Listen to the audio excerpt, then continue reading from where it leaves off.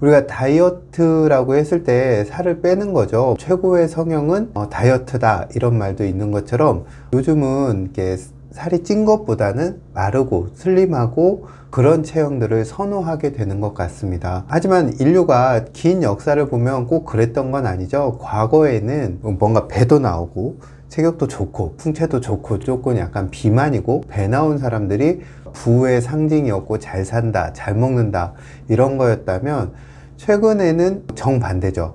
오히려 살이 찌고 비만인 경우는 자기 관리를 잘 못한다던가 그런 경우도 많고, 오히려 경제적으로 여유가 있고 시간적으로 여유가 있는 사람들이 먹는 음식도 관리하고 운동도 하고 이런 걸 통해서 날씬한 몸매들을 가꾸는 경우들이 많습니다. 요즘에 체형이 이렇게 저로 봐서는 약간 너무나 마른 체형을 선호하게 되는 건 어떤 미디어의 역할도 있는 것 같아요. 우리가 연예인이라던가 아이돌이라던가 이런 대중의 어떤 사랑을 받는 사람들의 체형을 보면 굉장히 마른 경우가 많죠. 특히 남성도 요즘은 그런 경우가 많고, 남성의 근육질 몸매도 선호하지만 여성 연예인들 같은 경우는 굉장히 마른 경우들이 많거든요. 저도 가끔 이제 오시는 환자분들 중에 연예인들 보면 화면에서보다 훨씬 더 마른 체형을 가진 분들이 많아요. 그러다 보니까 일반인들도 예쁘고 좋은 몸매란 마른 몸매구나 라는 생각을 하게 되는데, 하지만 이제 건강을 다루는 입장에서 보면 과연 비만이란 무엇이고 좋은 몸매란 무엇인가 이런 것도 기준으로 삼지만, 치료하는 입장에서는 건강한 몸매란 어떤 것인가 이런 것들을 생각하게 될 수밖에 없습니다. 우리가 운동선수들, 특히 프로 운동선수들을 보면 그분들의 BMI, 즉 키 대비 체중을 보면 과체중인 경우도 굉장히 많아요. 때로는 비만인 경우도 많죠. 하지만 그분들은 어떤 치료의 대상인 비만이 아닙니다. 무게는 많지만 근육량이 충분하기 때문입니다. 그래서 그분들은 체격이 좋다고 하죠.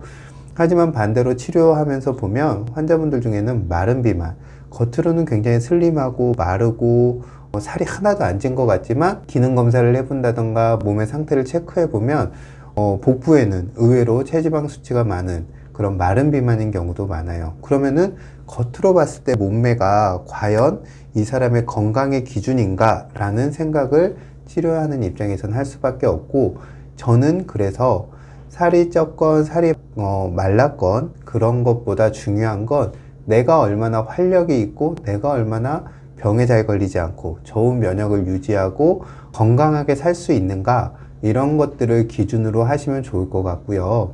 그리고 너무나 마른 어떤 연예인의 몸매를 기준으로 삼지 마시고 나 자신의 건강, 나 자신의 만족감을 기준으로 삼으시면 저는 좋을 것 같다는 생각을 합니다.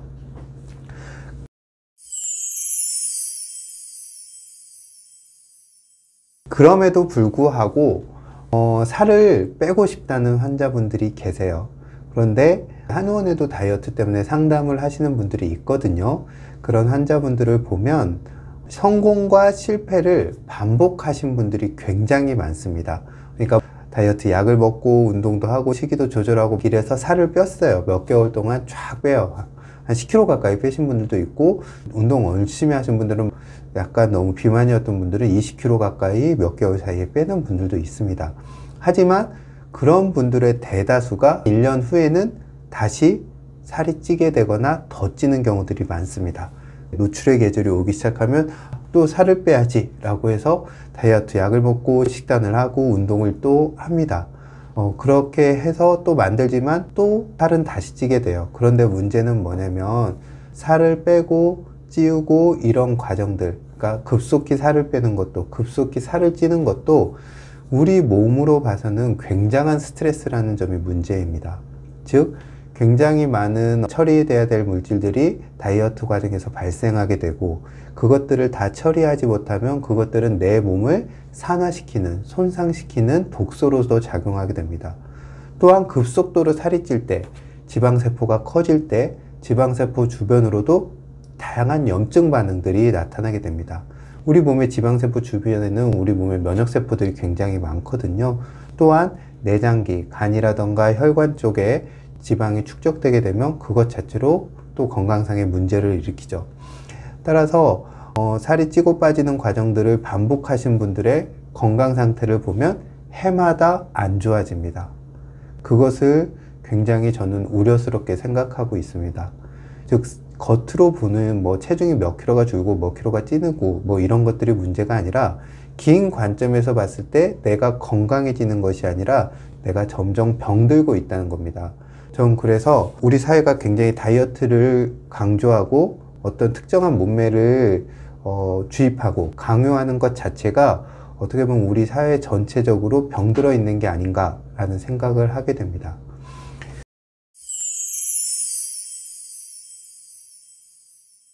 다이어트를 생각하시는 분들이 혹시 아실지 모르겠지만 비만이라는 것 자체가 처음에는 의학의 어떤 분과였는지 아십니까? 처음에는 지금은 비만을 피부과에서도 보고 내과에서도 보고 가정의학과에서도 보고 저희 한의원에서 보고 하잖아요. 하지만 최초로 비만 환자를 봤던 과는 정신과였습니다. 왜냐하면 다이어트를 하겠다고 마음먹으신 분 중에 살을 어떻게 빼야겠다는 걸 다 아시는 분, 다 아시고 계실 거예요. 살이 어떻게 하면 빠진다는 걸 모르는 사람은 없습니다. 특정한 운동법도 있고 식이법도 있고 다양한 방법들이 제시되고 있죠. 하지만 뭔가 특별한 걸 먹는다던가 그게 약물이 될 수도 있겠죠. 한약이고 양약이고 가리지 않습니다. 뭘 먹어서 뺀다던가 뭘 안 먹어서 뺀다던가 이런 식의 방법들은 일시적인 효과는 가져올 수 있고 보조적인 요법을 할 수는 있지만 가장 중요한 것은 내 생각의 변화가 굉장히 중요합니다. 그래서 비만을 정신과의 영역으로 놓고 본 것입니다. 우리는 다 알고 있어요. 어떻게 하면 살이 빠지는지. 일단은 안 좋은 음식, 칼로리 제한을 해야 된다는 건 다 알고 있습니다. 열량만 많은 음식들 있죠. 가공식품, 정제된 탄수화물, 그 다음에 당류 이런 것처럼 열량만 있고 영양은 없는 거, 술도 포함하겠죠. 그런 것들을 먹어서는 안 된다는 걸 알고 있습니다. 두 번째로 아무리 좋은 것도 많이 먹으면 안 된다. 늦은 시간에 야식으로 먹으면 안 된다. 알고 있습니다. 또한 운동을 해야 살이 빠진다. 이것도 알고 있어요. 그리고 잠을 일찍 자서 충분히 자야 된다. 이것 또한 알고 있습니다. 즉 먹고 움직이고 자는 나의 일상생활만 조절을 해도 내가 건강해지면서 체중을 줄일 수 있다. 이거 모든 분들이 다 알고 계십니다. 하지만 실천하지 못해요. 근데 이제 환자분들하고 상담하다 보면 시간이 없다, 여건이 안 된다라는 말씀들을 하시지만 좀 더 깊이 들어가서 보면 그걸 실천할 정도의 시간이 없는 분들은 그렇게 많지는 않습니다. 만약에 내가 정말 그런 시간을 내지 못해서 다이어트를 못한다 하면 그렇다면 나의 라이프 스타일을 바꿔야 될 필요도 있을 겁니다. 많은 분들이 방법도 알고 있고 어떻게 해야 되는지 충분히 알고 있음에도 불구하고 다이어트 약을 먹고 특정한 식품을 복용하고 주사도 맞고 이런 것들을 하는 이유는 뭐냐면 편하기 때문입니다. 내가 열심히 노력하지 않아도 살을 손쉽게 뺄 수 있다는 유혹에 우리는 너무나 쉽게 넘어갑니다. 하지만 제가 누누이 환자분들에게 말씀드리는 게 뭐냐면 누군가 만들어준 것은 절대 지속되지 않습니다. 내가 만든 것, 내 노력으로 만든 것이 지속 가능한 시간이 오래 지속될 수 있지 남이 만들어준 것, 편하게 만들어진 것은 절대 오래 지속되지 않습니다. 그렇기 때문에 약을 먹고 뭘 하고 무슨 식이요법을 하고 무슨 운동법을 몇 개월 해서 살을 뺀 분들이 일정 시간이 지나면 이전 체중으로 돌아가거나 때로는 반동에 의해서 더 찌는, 우리가 요요라고 하죠. 그런 경우를 많이 보게 되는 겁니다. 따라서 내가 올해 다이어트를 해야겠다, 비만 문제를 해결해야겠다고 한다면 첫 번째 기준을 내 힘으로 한다, 이것을 기준으로 삼으셔야 됩니다. 절대 누군가 특정 약물이, 특정 식품이 만들어준 체중은 오래 지속될 수 없습니다. 이것도 아마 다 알고 계실 겁니다.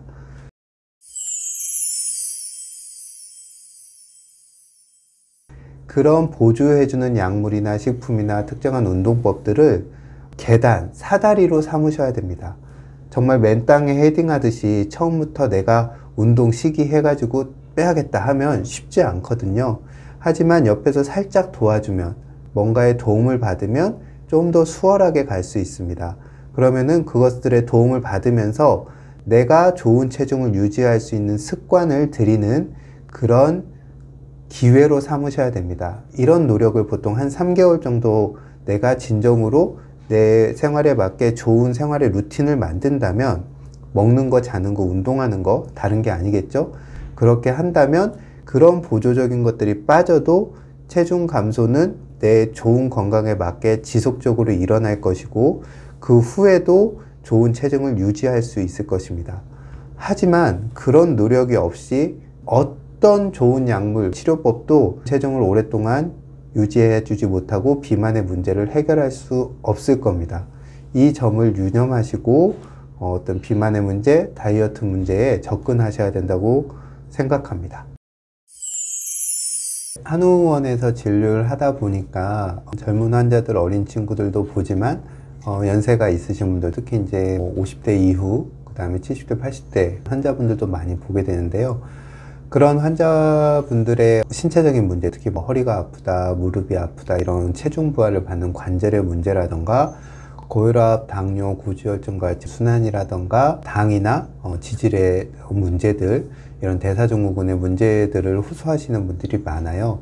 나이 드신 분들의 문제는 뭐냐면, 이런 건강상의 문제가 생기면 잘 낫지 않는다. 어떻게 보면 평생 갈지도 모른다는 그런 문제들이 생긴다는 겁니다.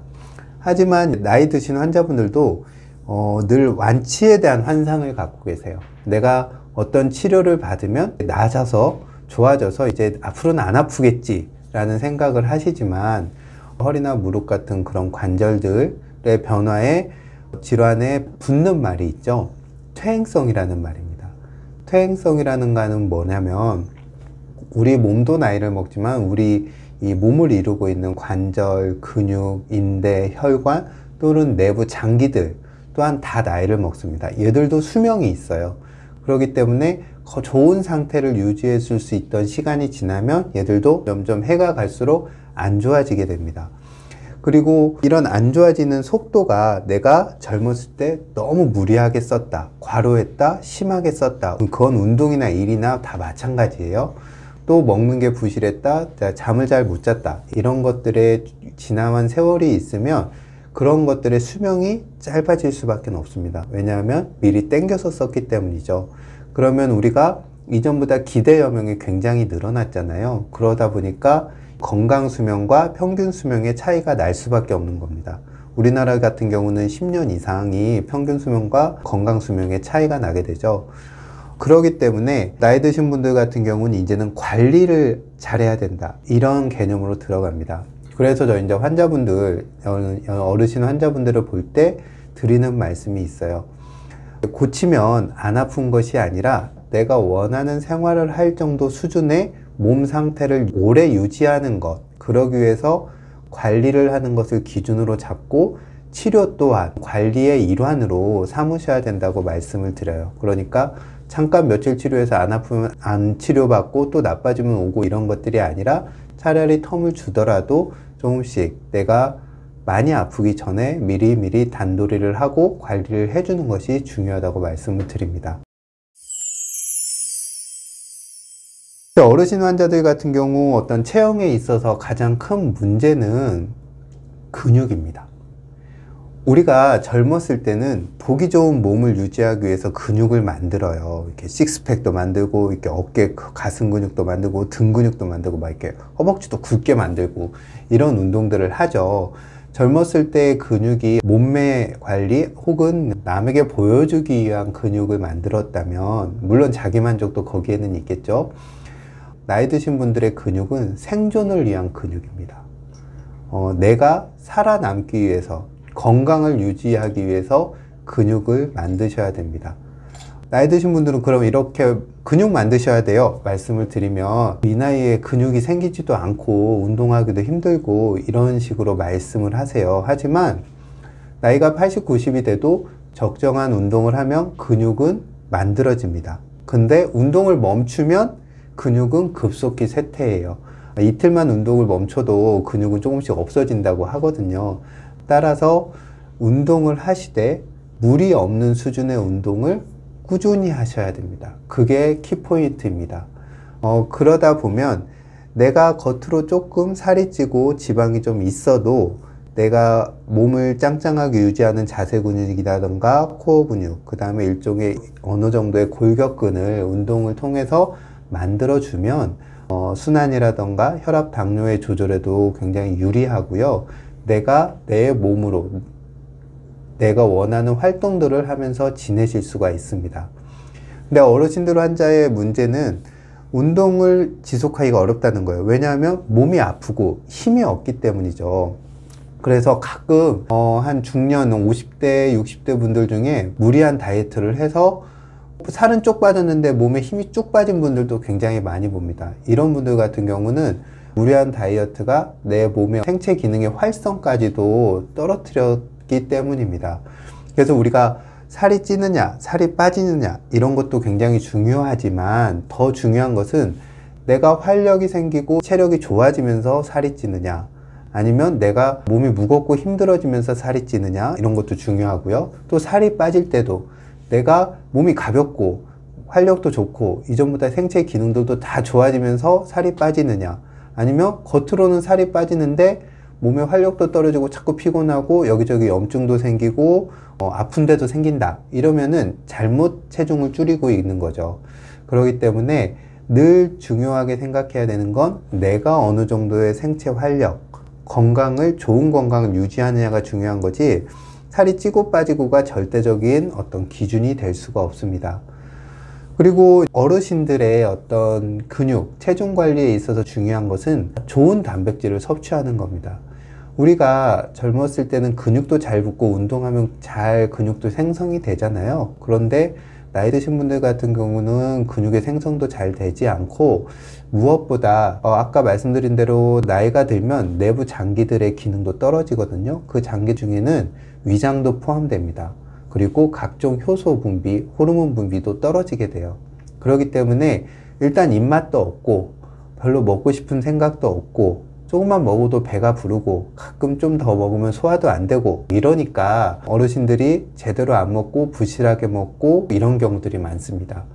하지만 내가 먹는 음식은 내 몸을 만드는 자원이 되고 내 몸에 필요한 에너지를 만드는 연료가 되거든요.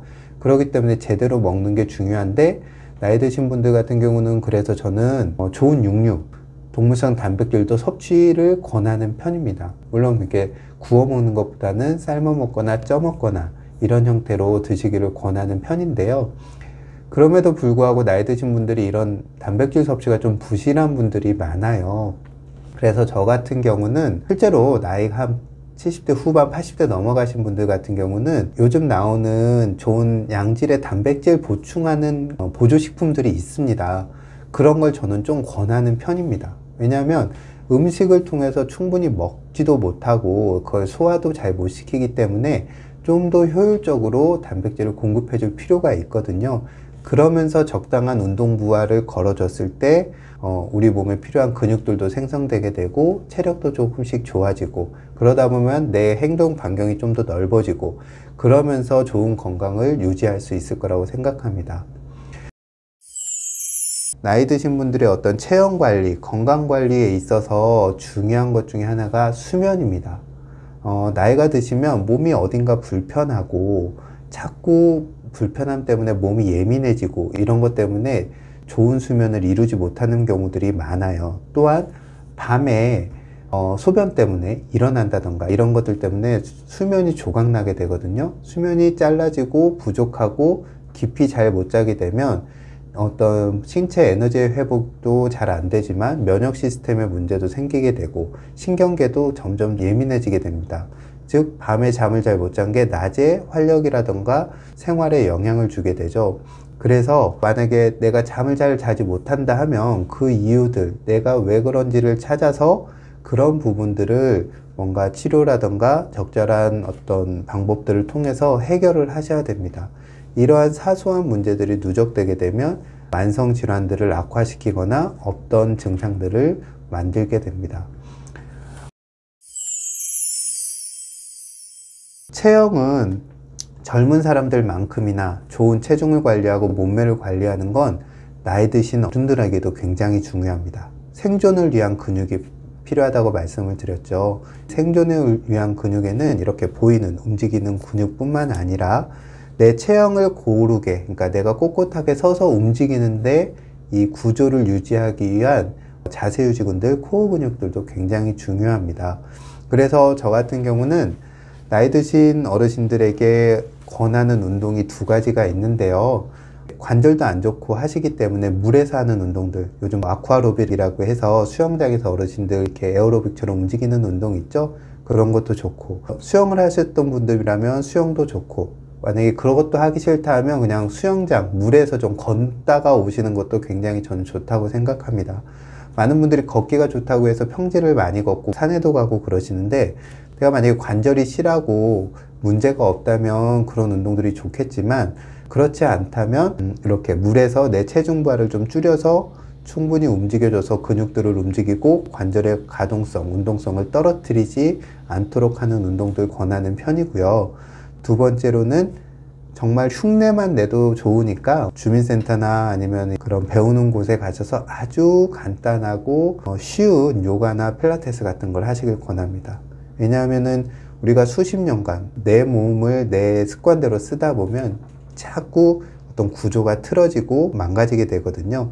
이 구조들을 바로 잡으면서 자세를 유지하는 데 필요한 관절들을 잡아주는 근육들, 인대들, 그리고 코어들을 강화시켜주면 훨씬 건강상의 문제를 해결하는 데 도움이 되고, 몸의 정렬이 좋아진 다음에 내가 골격근을 움직이는 운동들을 해야 다치지 않고 꾸준히 운동하실 수 있게 됩니다. 이처럼 단순히 체중을 줄이느냐 늘리느냐 이런 문제도 중요하지만, 내가 얼마나 내 마음대로 활동하고 제대로 먹고 잘 잘 수 있느냐 이런 것과 같은 생활의 질을 기준으로 어르신들이 체중 관리, 체형 관리를 하셨으면 좋겠습니다. 환자분들이 치료를 받으면서 잘 하시는 질문 중에 하나가 저는 무슨 체질인가요? 이런 것들을 물어보시는 경우들이 많습니다. 체질 중에 가장 유명한 것은 사상체질이죠. 태음인, 소음인, 소양인, 소음인 이렇게 나눠서 보는 사상체질도 유명하고, 또 팔체질이라고 해서 8가지로 구분해서 보는 체질도 있습니다.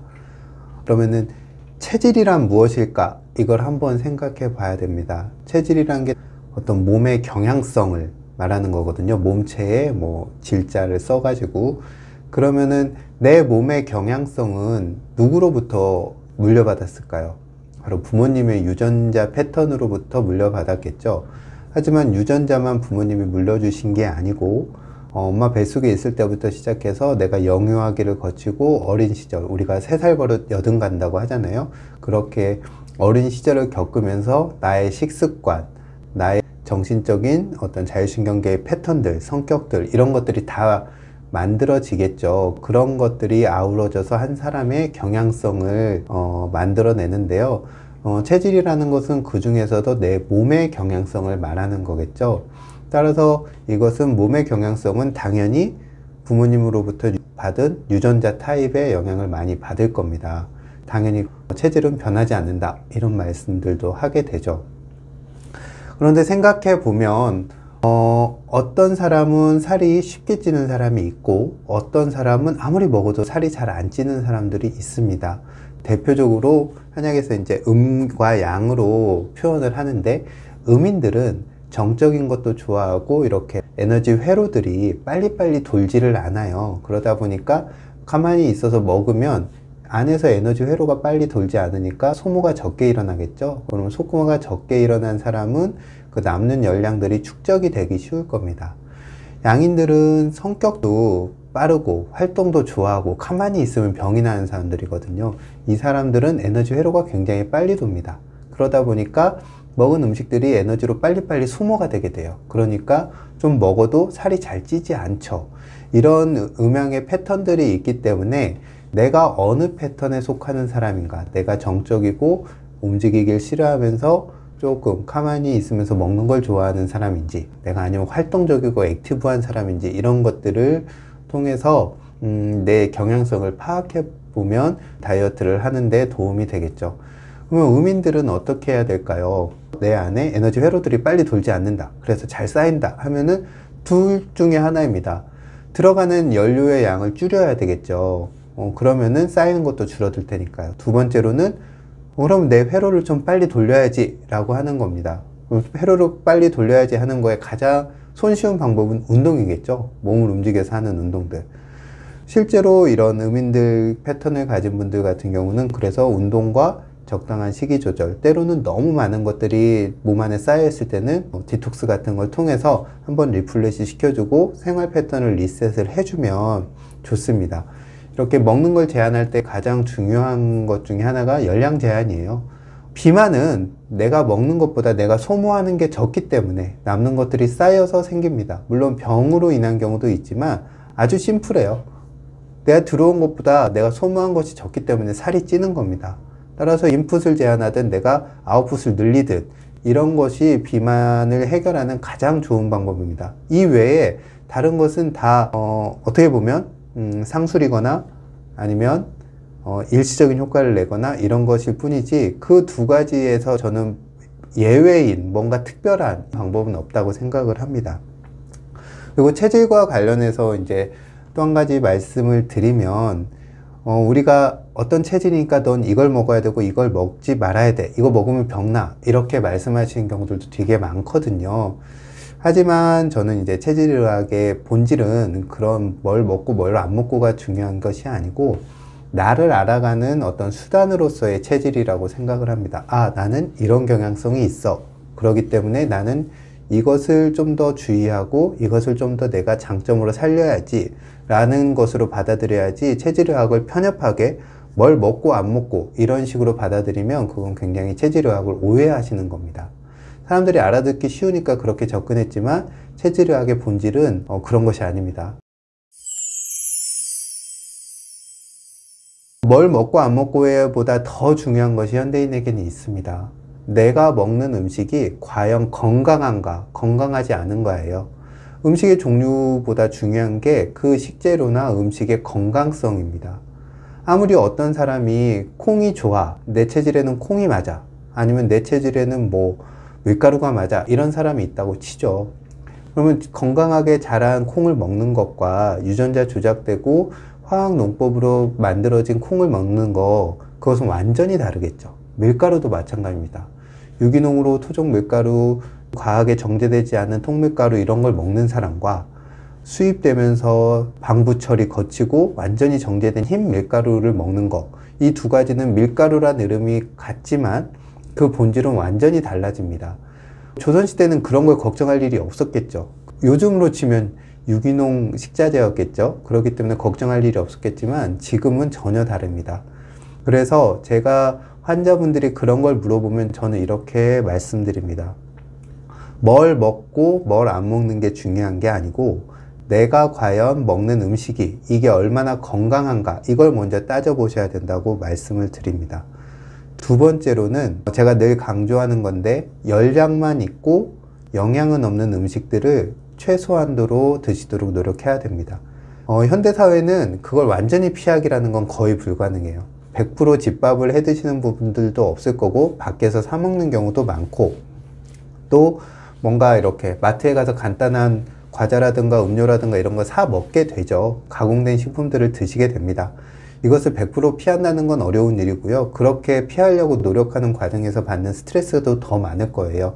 그렇기 때문에 드시되 최소한도로 적게 드실 수 있도록 의식적으로 노력을 하셔야 됩니다. 왜냐하면 가공 과정에서 좋은 영양도 날아가고, 또 좋은 영양은 날아갈 뿐만 아니라 거기에 해로운 것도 첨가되게 되고, 그렇기 때문에 가공식품이나 정제식품들은 가공한 피하셔야 됩니다.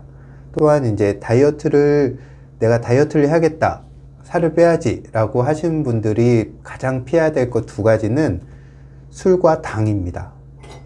술과 당은 둘이 굉장히 닮았어요. 당분을 발효시킨 게 술이거든요. 그리고 둘 다 중독성이 있습니다. 그리고 먹다 보면 절제를 하지 못해요. 많이 먹게 됩니다. 이 세 가지 공통점이 있거든요. 그렇기 때문에 내가 다이어트를 해야 되는데 술을 마신다. 이건 완전히 넌센스입니다. 다이어트를 해야 되는데 단 음식을 좋아한다. 이 또한 넌센스예요. 그렇기 때문에 이 두 가지를 의식적으로 절제를 하셔야 됩니다. 가장 확실한 기준은 내가 먹었을 때 속이 편하냐, 내 몸이 에너지가 나고 몸이 가뿐해지느냐, 내 기분이 좋아지느냐, 이런 것을 기준으로 삼으시면 좋습니다. 만약에 내가 정말 안 맞다면 그런 내 몸이 속도 불편해지고 기분도 나빠지고 다음날 컨디션도 안 좋아질 겁니다. 이런 경험들을 어떤 기준으로 삼으시는 게 좋고, 그런데 만약에 정말 조금만 뭐가 들어가도 내 몸이 불편해진다 하면 이건 내 건강에 문제가 있는 겁니다. 왜냐하면 제가 이제 건강의 어떤 층이라고 말씀을 드리는데, 웬만큼 건강한 사람은 나에게 해로운 것도 어느 정도 받아들여서 처리할 수 있는 능력이 있습니다. 그래서 나에게 전혀 맞지 않는 것도 그게 독성이 있을 정도로 어떤 독이라고 할 정도의 물질이 아니라면 들어와도 내가 적당히 처리하고 거기서부터 좋은 것 얻고 나쁜 거 배출할 수 있어야 됩니다. 그런데 아주 조금만 뭘 먹어도 내가 과민하게 반응한다 하면 이건 내 체질에 맞지 않는 음식을 먹으니까 역시 나는 안 좋아, 이렇게 말할 것이 아니라 자신의 건강이 굉장히 나빠져 있다는 걸 아셔야 됩니다. 마치 알러지를 반응을 일으키는 것처럼 그런 사소한 것들을 내가 수용하지 못하고 받아들이지 못한다는 것은 내 건강의 층이 굉장히 얇아졌다라는 것을 의미하고요. 나한테 정말 내가 평소에 먹으면 잘 맞지 않는 음식이 있다면 적게 드시고 많이 씹어서 드십시오. 그러면 크게 탈나지 않습니다. 많이 씹어서 입에서 충분히 소화시켜서 집어 넣으면 웬만한 음식들은 다 받아들일 수 있습니다. 왜냐하면 제가 늘 환자들한테 말씀드리지만 사상 체질이 만들어지기 전에도 우리는 다 먹고 건강하게 잘 살았습니다. 사람 나고 음식 나고 체질 난 것이지 체질 나고 사람 나고 음식 난 거 아니거든요. 그러니까 그걸 혼돈하지 마시고 내 경험상으로 나에게 안 맞는 음식들은 좀 삼가하고 적게 먹고 그런 정도로 기준으로 삼으시면 되지, 막 결벽주의자처럼 강박적으로 뭐 어떤 음식을 먹고 안 먹고 이렇게 음식을 대하시는 건 좋지 않다고 생각합니다.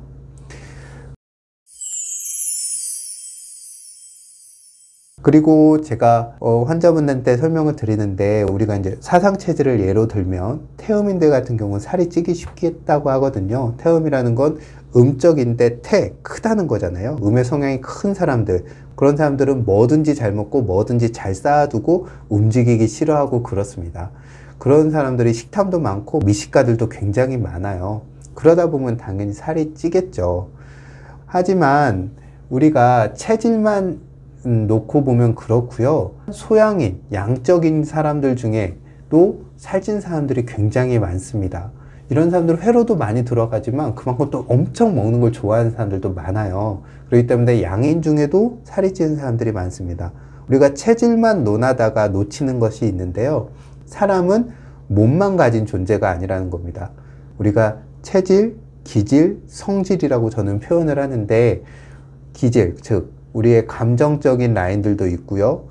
성질, 그러니까 어떤 성격, 어떤 생각, 이런 것도 있습니다. 사람은 몸만 가지고 있는 게 아니라 감정과 생각을 가진 동물이에요. 그렇기 때문에 제가 다이어트 할 때 말씀드렸죠. 우리가 몸매만 보는 건 몸에만 집중하는 겁니다. 그래서 뭘 먹고 뭘 안 먹어서 살을 빼야 된다, 무슨 운동을 해야 된다, 이런 게 생각을 하지만 그것보다 더 중요한 것은 내가 감정 컨트롤을 어떻게 하고 내가 어떤 생각을 갖느냐, 이런 거거든요. 생각과 감정이 변하면 몸은 따라서 변합니다. 따라서 다이어트를 한다, 내가 살을 빼야겠다라고 마음을 먹으셨을 때 먹는 음식, 뭘 먹을까, 내 몸이 어떻게 변할까, 체지방 수치가 얼마 됐고 몇 킬로가 빠질까, 이런 거에만 집중하지 마시고 내 감정과 생각도 함께 돌보셔야 됩니다. 내 생각이 변해서 어떤 먹는 음식들에 대한 기준이 바뀌면 자연스럽게 빠집니다. 살이 찌는 가장 큰 원인 중에 하나가 스트레스를 먹는 걸로 푸는 분들이 굉장히 많거든요. 이런 분들 같은 경우는 내 감정을 잘 다스리는 연습을 하면 살 더 잘 빠질 수 있습니다. 그래서 요즘은 뭐 살 빼는 명상 이런 것도 유행을 하잖아요. 특히 저희 환자분들 중에도 이 식탐, 어떤 스트레스를 받았을 때 먹는 걸 절제를 못해서 살찌는 여자분들이 굉장히 많았어요. 저는 그래서 그런 분들한테는 다이어트 약을 쓰지 않습니다. 흔히 쓰는 화병약, 우울증을 풀어주는 약을 쓰면 그분들이 자연스럽게 이 음식을 섭취하는, 과하게 섭취하는, 폭식하거나 당분을 과하게 섭취하는 것들을 컨트롤할 수 있게 되고, 그러면 다이어트는 자연스럽게 되는 겁니다. 따라서 내 몸이 살이 찌는 이유, 살이 안 빠지는 이유가 어디에서 오는지를 찾으셔서 그것을 해결하셔야 됩니다. 그래야 효과적으로 살을 뺄 수가 있고, 내가 왜 살이 찌는지, 왜 살이 안 빠지는지를 알 수 있기 때문에 체중 관리를 잘 할 수 있게 됩니다. 우리는 보이는 몸만 가진 존재가 아니에요. 인간이라는 건 감정도 있고 생각도 있습니다. 따라서 다이어트, 체중 조절, 관리를 해야겠다 생각하면 몸만, 체지방만 바라보지 마시고 근육만 보지 마시고 내 감정과 생각도 함께 보셔야 됩니다. 그것이 건강은 물론 좋은 체형, 좋은 효과적인 다이어트, 성공한 다이어트, 계속 약을 먹지 않아도 되는 다이어트에 어떻게 보면 가장 좋은 방법입니다. 다이어트를 할 때 중요한 것은 이제 저는 두 가지라고 생각을 해요. 하나는 인풋의 제어죠. 들어오는 것들을 분명히 제어를 해야 됩니다. 이건 칼로리 제한이겠죠. 열량 제한입니다. 왜냐하면 열량이 많으면 이게 물론 내가 더 많이 태워서 이걸 없앨 수도 있겠지만 그건 굉장히 비효율적인 다이어트가 되겠죠. 많이 먹고 많이 움직여서 한다. 이건 근데 운동선수나 이런 사람들, 시간이 많고 운동에 많은 시간을 쓸 수 있는 사람들한테나 어울리는 말일 겁니다. 그러려면 일단 인풋을 제한을 해야겠죠. 그 다음에 아웃풋을 늘려야 되겠죠. 활동이든 운동이든 내가 에너지를 소모하는 것을 늘려야 될 겁니다. 인풋과 아웃풋, 이거 두 가지를 조절하는 것 외에 다이어트에 특별한 방법은 없습니다. 그런데 이제 다이어트 과정에서 이제 우리가 체지방이 줄어들잖아요. 뭔가를 많이 하게 되고, 운동도 마찬가지로 운동을 해서 우리 몸이 막 대사가 활성화가 되면 좋은 효과도 있지만 좋지 않은 효과도 나타납니다. 왜냐하면 우리 몸에서 지방세포가 줄어들 때도 마찬가지고 그 안에 저장되어 있던 산화적 물질들이 몸으로 쏟아져 나오기 시작을 합니다. 그러면 이걸 내가 영양보충제, 비타민제라든가 이런 걸 먹어서 조절을 해야 될까라고 생각을 하면 저는 그렇지는 않다고 생각합니다. 차라리 신선한 채소라든가 약간의 과일들, 그 다음에 충분한 수분 섭취, 그 다음에 충분한 휴식과 수면, 이런 걸 통해서 몸이 스스로 그 상태에 적응하도록 돕는 게 맞다고 생각을 해요. 왜냐하면 이것은 가장 기본적인 문제부터 한번 생각을 해봐야 되는 일입니다. 인류는 배고픔 속에서 진화했습니다. 인류가 긴 진화의 역사, 인류가 직립을 하고 진화한 이래로 인류는 배부르게 먹어본 적이 별로 없습니다. 그러니까 늘 배고픔을 걱정해야 됐고, 내일 뭘 먹을지를 걱정해야 됐고, 늘 먹을 것을 찾아서 움직이고 많은 시간들을 먹을 것을 구하는 데 썼습니다. 그런 것처럼 우리는 늘 기근의 상태, 배고픔의 상태에서 진화한 존재거든요. 그런데 현대인은 너무 많이 쉽게 먹죠. 그것이 현대인의 비만의 가장 큰 문제고, 거듭 말씀드리지만 정제되고 가공된 음식들을 먹는 것이 현대인 비만의 가장 큰 원인입니다. 따라서 우리가 자연에 가까운 음식들, 건강한 음식들을 열량 제한을 통해서 섭취를 하고 적당히 몸을 움직인다면 굳이 영양보충제, 보조식품, 다이어트약 이런 거 먹을 이유 없다고 저는 생각을 합니다. 그럼에도 불구하고 내가 좀 뭔가 나 스스로를 믿지 못하겠다, 나 자신을 불신한다 라고 했을 때 조금 도움을 받으시면은 효과적이겠죠. 하지만 기준을 어디에 놓느냐는 굉장히 중요합니다. 내가 특정한 약물을 먹고 특정한 보조식품을 복용을 해서 살을 빼는 게 메인이 될지, 아니면 내가 인풋과 아웃풋을 조절을 해서 그것을 기준으로 삼되 이게 좀 더 편하고 빠르게 갈 수 있으니까 이것을 내가 선택적으로 먹을게 라고 하는 것은, 일단은 다이어트를 대하는 나 자신의 관점, 접근, 생각, 마인드가 다르고요. 두 번째로는 특정한 목표에 도달을 했을 때 그것을 얼마나 내가 잘 유지할 수 있느냐, 그 능력 차의 갭이 천지 차이입니다. 뭔가를 복용하고 뭔가의 도움을 받아서 나는 그냥 조금 움직이고 나는 편함께 살을 뺐다면 이건 100%한 6개월, 1년 지나면 100% 실패합니다. 거의 없습니다. 간혹 성공하시는 분들이 있어요. 이런 분들은 뭐냐면 내가 갑자기 무슨 이유 때문에 살이 찐 경우입니다. 평소에 잘 관리했는데 어쩌다 보니까 잠깐 몇 개월 방심한 사이에 확 늘었어. 이런 분들은 대증요법처럼 그런 걸 먹어서 살을 빼면 내가 뭐 평소에 리듬을 회복하면 유지할 수 있습니다. 하지만 내가 살찌기와 살 빼기를 반복하고 늘 살이 쪄 있는 사람이라면 이런 방식은 절대 성공하지 못합니다. 따라서 다이어트를 할 때 뭔가에 보조하고 뭔가를 더 섭취하고 무슨 약물을 먹고 이런 것들을 내가 해야겠다 라고 마음 먹었을 때 내 마음가짐이 어떤지, 무엇을 기준으로 나를 조절하는 걸 메인으로 삼고 그거에 도움을 받는 건지, 아니면 나는 그냥 내버려 두고 그것에 도움을 받아서 살을 빼는 건지, 이걸 먼저 스스로 냉정하게 판단해 보십시오. 그거에서 실패하면 다이어트는 100% 실패합니다.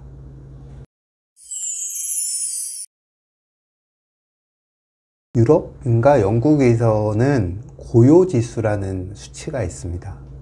밤에 얼마나 고요하고 어두운가, 즉 고요지수가 높은 곳이 사람의 건강에 좋은 생활 환경이라고 이야기를 하는 거죠.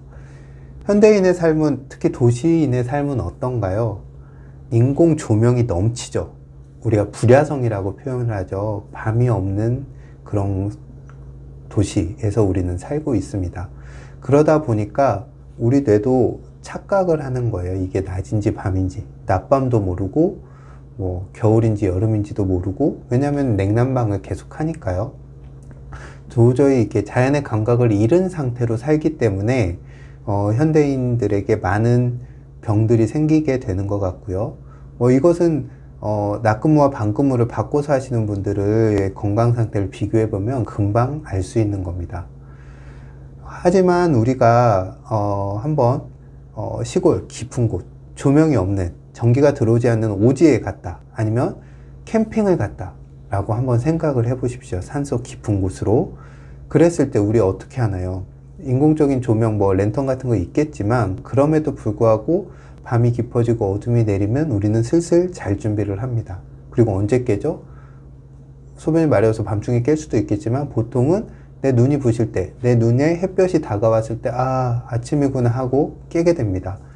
우리가 잃어버린 리듬은 이 도시의 어떤 문명, 인공 조명 때문에 가려져 있는 것이지 우리 본능 자체가 사라져 있는 건 아니거든요. 우리가 새로운 환경에 노출됐을 때, 고요지수가 높은 환경에 노출됐을 때 우리는 우리의 잃어버린 감각들을 회복할 수가 있습니다. 당연히 이전에 사람들은 어떤 해가 뜨고 지는 것을 생활의 리듬으로 잡았고요. 그래서 한약의 고전인 황제내경에도 봄, 여름, 가을, 겨울이 어떤 생활습관, 건강한 생활습관에 대해서 자고 일어나는 시간을 계절에 따라서, 즉 해가 언제 지고 언제 뜨느냐를 기준으로 삼아서 수면 패턴을 조금 더 길게 가져가고 짧게 가져가고 일찍 일어나고 늦게 일어나고 이런 것들을 조절하라고 했습니다. 하지만 우리는 우리의 직장 생활이 해 리듬에 맞춰서 출퇴근 시간이 정해지진 않잖아요. 그렇기 때문에 일정한 수면 시간, 가능한 12시를 넘기지 마라. 최소한 7시간은 주무시려고 노력을 해라. 이것을 말씀을 드립니다. OECD 국가 중에서 우리나라 성인의 평균 수면 시간이 가장 짧다고 하잖아요. 그만큼 우리는 열심히 일하고 열심히 놀고 뭔가를 많이 한다고 할 수가 있습니다. 하지만 그 많이 하는 거에 비해서 회복 시간은 짧죠. 수면 시간이 짧습니다. 그러니까 이 갭이 결국은 건강 수명하고도 이어지고 다양한 현대인의 대사증후하고도 이어지고 암이나 치매 같은 중환병하고도 이어집니다. 건강하고 싶다면 가능하면 내가 정말 여유가 있다, 나 뭐 시간 많아 한다면 지금 현대인들이라도 해 리듬에 맞춰서 그 수면 패턴을 조정하는 게 맞다고 생각됩니다. 도저히 그럴 수 없다 라고 하면 7시간 수면을 기준으로 해서 그게 11시부터 6시가 됐건 10시부터 새벽 5시가 됐건 12시부터 7시가 됐건 그 시간대에 수면을 취할 수 있도록 노력하셔야 됩니다. 미인은 장꾸러기라고 하잖아요. 잠자는 시간까지 줄여서 뭔가를 한다고 해서 살이 빠지진 않습니다. 푹 잘 자야, 마음 편하게 잘 자야 우리 몸이 좋은 활력도 회복하고, 좋은 활력을 회복할 때 체중 조절도 훨씬 효과적으로 하실 수 있습니다.